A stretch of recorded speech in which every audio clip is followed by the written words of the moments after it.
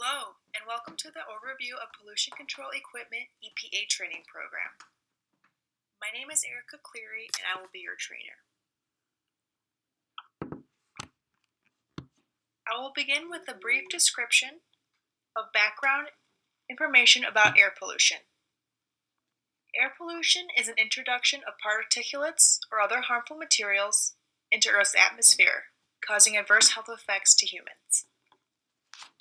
Air pollution also causes damage to other living organisms and the environment. When pollution cannot be prevented, it needs to be controlled by the use of pollution control equipment. Pollution control devices are used to reduce the environmental impact of air pollution, as well as to maintain compliance with governmental regulations. This EPA training initiative is for the operation, service, and maintenance of pollution control equipment. Next, I will discuss the need for this training. The safety and health of the environment and the residents of Southeast Michigan is a primary concern of the EPA and the cause of this training program. The goal of training is to educate and inform residents of Southeast Michigan about the effects of air pollution and how to control air pollution with the use of air pollution control devices. The goal of pollution prevention is to conserve and protect natural resources by controlling pollution at its source. Training is geared to the adult learner and will be 12 safety training modules delivered in 12 weeks. The goal of the Environmental Protection Agency is to provide a cleaner and healthier environment for all Americans. The purpose of this training is to recruit and train unemployed and underemployed residents of Southeast Michigan about the importance of air pollution control, as well as how to operate pollution control equipment. After training is completed, trainees will be equipped with the skills and certifications needed to secure meaningful full-time employment in the environmental health and safety field.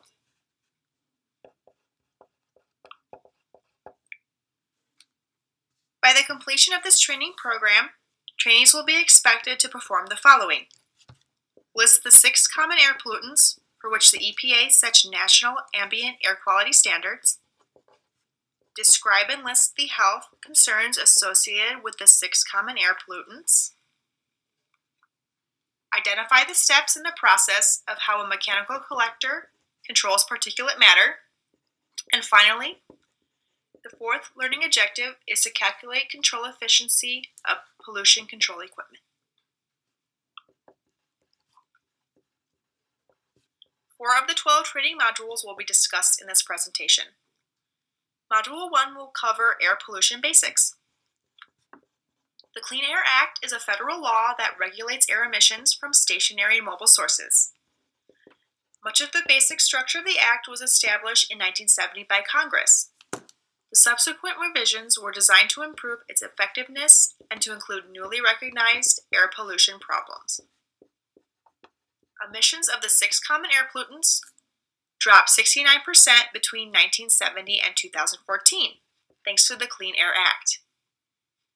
National ambient air quality standards are used to protect public health and welfare to regulate emissions of hazardous air pollutants. Primary standards are set for the protection of human and public health.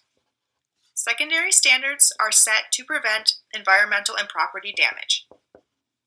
The EPA is required to set national air quality standards for the following 6 common air pollutants: ground level ozone, particulate matter, carbon dioxide, lead, sulfur dioxide, and nitrogen dioxide. The 6 common air pollutants will be covered in more detail in the following module. The EPA website is a great source of information regarding environmental issues in the world today. I will show you how to navigate the EPA website to find more information regarding the Clean Air Act. First, you will go to the EPA website, which is www.epa.gov. In the upper left-hand corner, there is a section titled Learn the Issues. As you can see, the EPA website is an excellent resource that is filled with information regarding other environmental concerns, such as chemicals and toxics, climate change, pesticides, waste, and water pollution. Since we are covering air pollution in this training, we will continue by clicking on air. However, if you would like to find out more information regarding environmental issues, feel free to browse this website in your free time. After you click on air, it will take you to this screen. Under air pollution, click on more air pollution resources. After you click on that, it takes you to this page. Since we want to find out more about the Clean Air Act, I will click on the link. As you can see, there is abundance of other information about air pollution on the EPA website. After you click on the Clean Air Act, it will take you to this page. Please browse this website in your free time and become familiar with it. The information covered in this training program follows EPA guidelines, and this resource can help you in your future environmental health and safety careers.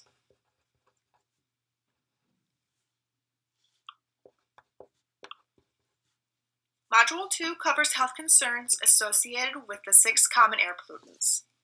Before I begin, how do you think the different types of air pollution impacts public health and the environment?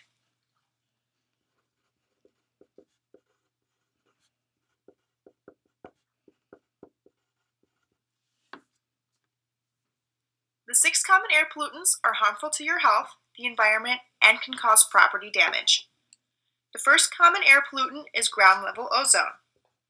It is created by chemical reactions between oxides of nitrogen and volatile organic compounds in the presence of sunlight. Ground-level ozone is harmful in the air we breathe on hot and sunny days, and it can cause health effects in children, young people with lung disease, older adults, and people who are active outdoors. The second common air pollutant is particulate matter.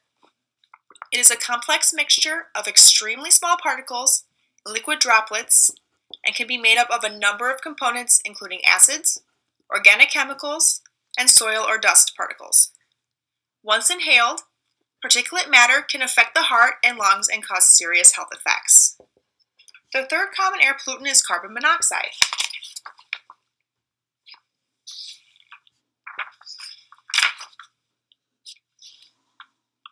Carbon monoxide is a colorless, odorless gas emitted from combustion processes. Carbon monoxide exposure can reduce oxygen delivery to the body's vital organs, including the heart and brain, and other tissues, which can cause harmful effects. Individuals with pre-existing conditions exposed to carbon monoxide can experience myocardial ischemia, which is reduced oxygen to the heart, often accompanied by chest pain, also called angina, when exercising or under increased stress. The fourth common air pollutant is lead. Lead can be ingested through contaminated soil and dust, as well as lead-based paints. Lead can adversely affect the nervous system, kidney function, immune system, reproductive and developmental systems, and the cardiovascular system. The fifth common air pollutant is sulfur dioxide, which is a highly reactive gas that results from fossil fuel combustion at power plants and industrial facilities. Sulfur dioxide exposure causes respiratory effects, including bronchoconstriction and increased asthma symptoms. The final common air pollutant is nitrogen dioxide. Nitrogen dioxide emissions are a byproduct of vehicles and can contribute to the formulation of ground-level ozone and fine particle pollution. This is a diagram of how particulate matter affects the respiratory system. As you can see, different sizes of particulate matter can affect different parts of the body. Inhalable coarse particles, such as those found near roadways and dusty industries, are larger than 2.5 micrometers and smaller than 10 micrometers in diameter. Fine particles, such as those found in smoke and haze, are 2.5 micrometers in diameter and smaller. These particles can form when gases emitted from power plants, industries, and automobiles react in the air. The EPA is concerned about particulate matter that are 10 micrometers or smaller in diameter because those particles generally pass through the throat and nose easily and into the lungs. This diagram helps to illustrate that the smaller the particulate matter, the deeper it can penetrate the human body and cause serious health effects. The Module 3 covers air pollution control equipment for particulate matter. This module is a brief introduction to the different types of air pollution control equipment for particulate matter. Mechanical collectors use centrifugal force to collect particulate matter from a relatively large diameter. Centrifugal force causes an object to travel in a circular motion and is constantly accelerating. Now we will focus on a cyclone, which is a specific type of mechanical collector. A cyclone is a single gas cleaning device that uses a centrifugal force generated by a spinning gas stream to separate the particulate matter from the carrier gas. Three main flow patterns carry the particle-laden gas through a collection device. The main vortex carries the separated dust down the walls of the cyclone to the dust hopper. The vortex core carries the clean gas from the cyclone or dust hopper inlet to the gas outlet. The dust collection hopper is the final point of separation of the particles from the spiraling gas stream and is fed to the ascending spiral flow. Take a moment to look at this diagram of the cyclone. You will be expected to label the parts on the quiz at the end of this module. PowerPoint slides will be made available to you as a handout. You will learn more about cyclones in the coming weeks when you will be able to get hands-on experience with a mechanical collector. This is a page from the participant's guide for Module 3. These are handouts of cyclone schematics. Parts will be studied so trainees can label them on a quiz. The fourth module handles control efficiency. Control efficiency is a measure of emission reduction efficiency and is a percentage value representing the amount of emissions that are controlled by a control device, process change, or reformulation. Air pollution control devices are not always operated at their maximum level of efficiency. Factors that may reduce the level of control efficiency may be as follows. How old is the device? Is the device properly maintained? And is the device operated above design capacity? This is the formula used to calculate control efficiency. Control efficiency is equal to the uncontrolled emission rate minus the controlled emission rate divided by the uncontrolled emission rate and multiplied by 100. Now we will use this equation to calculate control efficiency. Suppose a device has a controlled emission rate of 2 ppm and an uncontrolled emission rate of 103 ppm. What is the control efficiency? Take a few moments to solve this equation. We will solve it together shortly.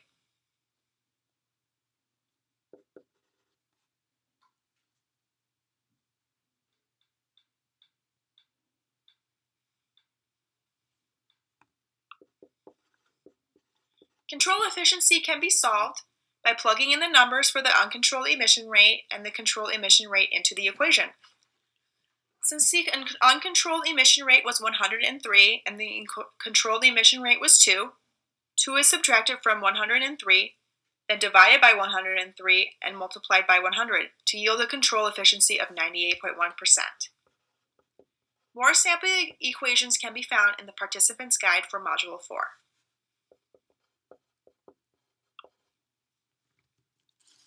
I would like to take this time to summarize the training program's purpose and learning objectives.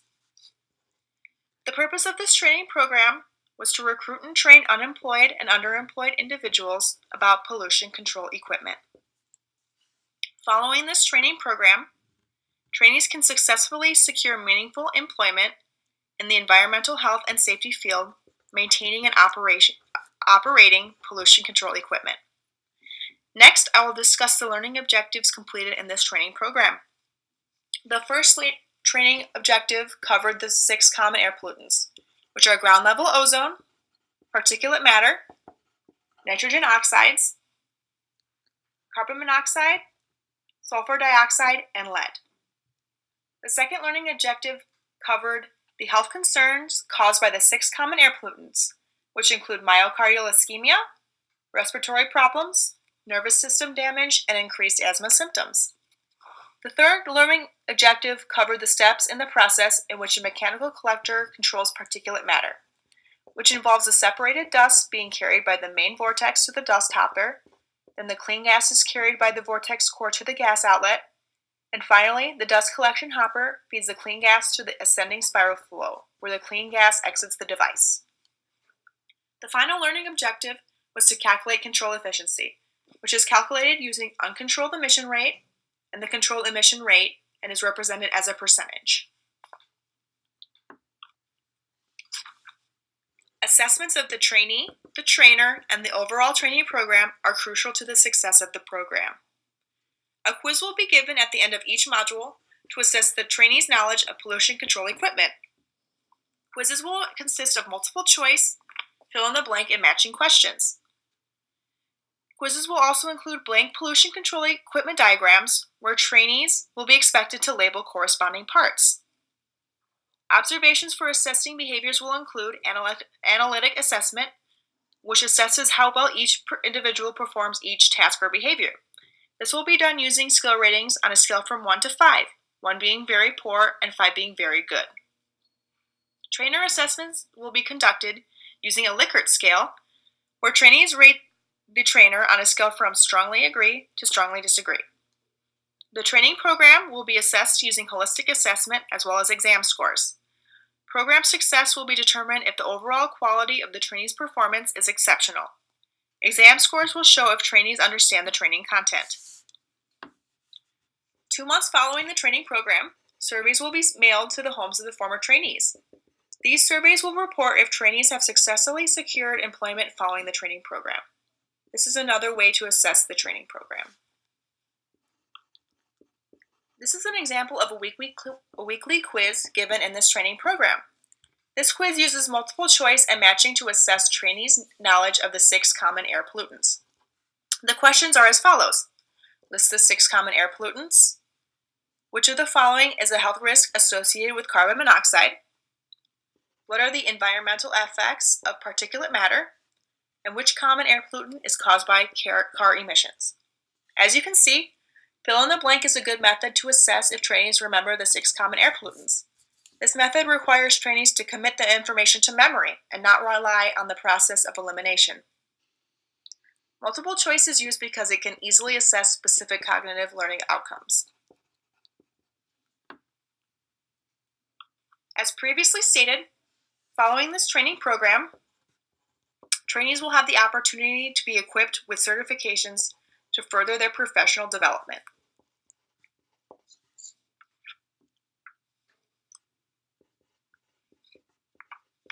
The certifications include Air Pollution Control Certificate, Pollution Prevention Certificate, Environmental Technician, Associate Environmental Professional, Certificate in Air Quality Management, and Certified Indoor Air Quality Specialist. These certifications can enrich the trainee's depth of knowledge and will help to ensure their employment in the future.